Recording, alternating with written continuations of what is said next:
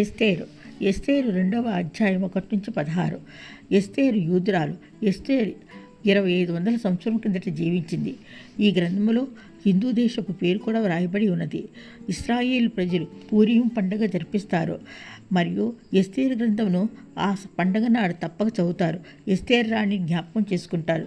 ఎస్తేరు యెరూషలేము నుండి బందీగా వచ్చింది. బెన్యామీను గోత్రికుడగు అబీహాయిల్ అన్ని కుమార్తె తల్లిదండ్రుల చిన్న వయసులోనే చనిపోయినందువలన పినతండ్రి అయిన మొర్దెకై చేత పెంచబడింది.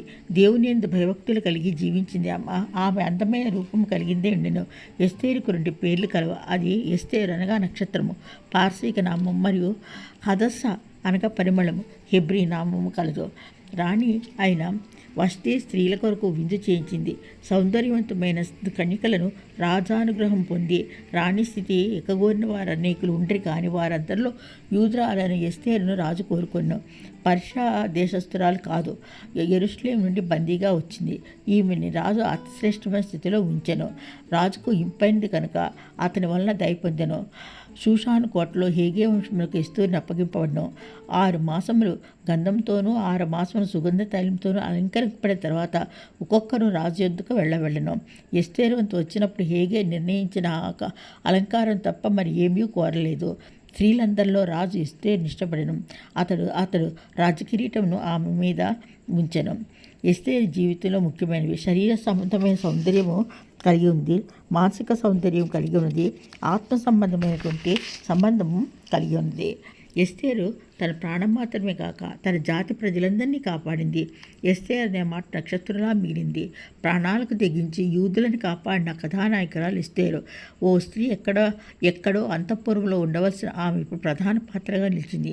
అనేకులు అన్యులు యూదుల నిత్యదీవుని వైపు తిరిగారు.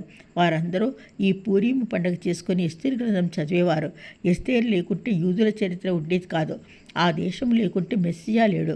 మెస్సియా లేకుంటే ఈ లోకానికి రక్షణ లేదు. ఎస్తేరు జీవితం పండుగగా మారింది.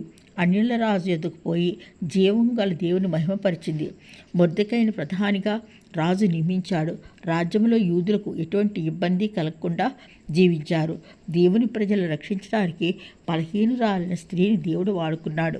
మానవ మాత్రాలను ఎస్తేరు ఓ సాధనంగా వాడుకోవటానికి దేవుడు ఎదురు చూస్తూ ఉన్నాడు. తన ప్రజలకు విపత్తు రాకముందే ఎస్తేరుని కీలక స్థానంలో ఉంచాడు. దేవుని చిత్తాన్ని నెరవేర్చడానికి ముందుకు వచ్చింది ఎస్తేరు. 3 రాత్రుళ్ళు తన చిలికెత్తలతో పాటు ఉపవాసం ఉండింది. ఇప్పుడు ఎస్తేరు బహిరంగంగా తన ప్రజలతో తాను యూదురాలని గుర్తించబడింది. ఉపవాస ప్రార్థన కొరకు పిలుపు ఇచ్చింది. 3 రాత్రింబగళ్ళు ప్రార్థన చేసింది.